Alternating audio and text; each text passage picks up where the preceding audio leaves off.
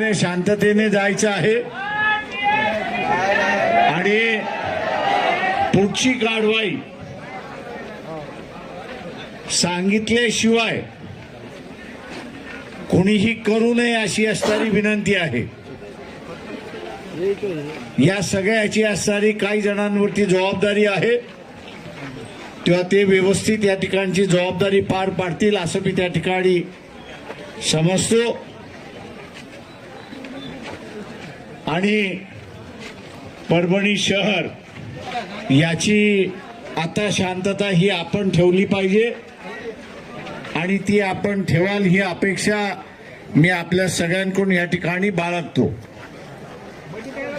शेवटची शरणागती आपण असणारा घेऊ आणि मग आपल्या सगळ्यांनी असणारा घरी जायचंय।